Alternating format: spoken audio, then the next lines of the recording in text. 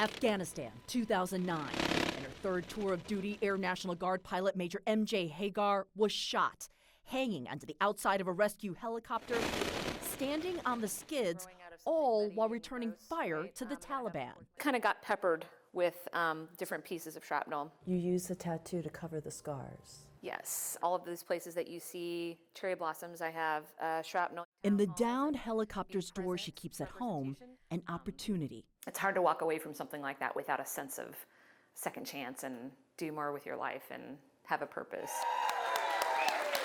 I think you're a badass. This veteran, married mother of two, I'm an American. and Purple Heart recipient, I'm a veteran. finding that purpose now I'm fighting for this country. in her run for Congress. People like us, just regular people, are sick of both sides.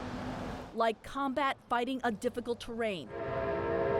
She's a Democrat running against a long-term Republican incumbent in a district Trump won by 13 points. Woo! Look at this crowd. Her veteran status cracking open doors once thought shut for Democrats. I'm one of those Republican women. Mm-hmm. What makes you different than our current congressman? I'm connected to this district and I understand the values of this district. I represent the values of this district because I am this district. Well, thank you for your service to our country. Appreciate that. Thank you. The Republican who was sitting there, is it a person-by-person, house-by-house fight here in this district? It is. We can use our district as a good example of how to heal the country. Good to see you. Good to see you. It's not about compromising on your values. It's about not letting people divide us.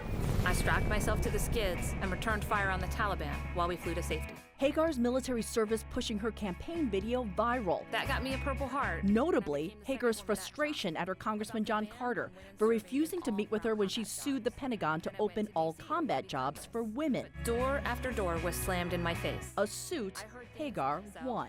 We'll show them tough, then we'll show them the door. The majority of Fort Hood is in my district. How are you going to close that gap? I mean, in this district, Trump won by a lot. The Republican leadership has gone off the frickin' rails. And the things that the Republican Party stands for now are not representative of the values of the people in this district who have voted Republican. Recruitment of veterans like Hagar was a concerted midterm strategy by Democrats. Thank you. Thank you.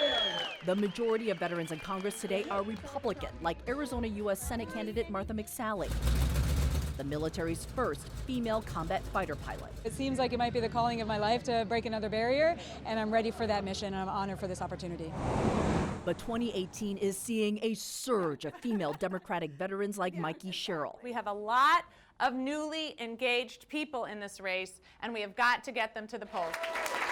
She's running in New Jersey's 11th congressional district, a newly open seat held by Republicans for generations. I went to the Naval Academy, and then I was a helicopter pilot. And in my final tour, I was a Russian policy officer. Thanks so much for coming out today. Mother of four and former federal prosecutor, Cheryl stands a strong chance at flipping this red district blue. Does that open the door? I think it does. I think when you're talking to people, nice to meet you, and you're saying that you're going to represent a new type of leadership in Congress, when you have a proven history of serving this country, if you're a veteran and you've always put this country first, so pretty. I think that gives people the sense that you'll continue to do so.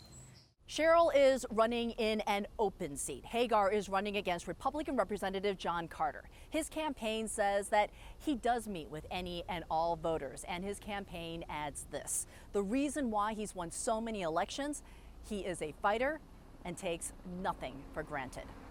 Kyung Lah, CNN, Los Angeles.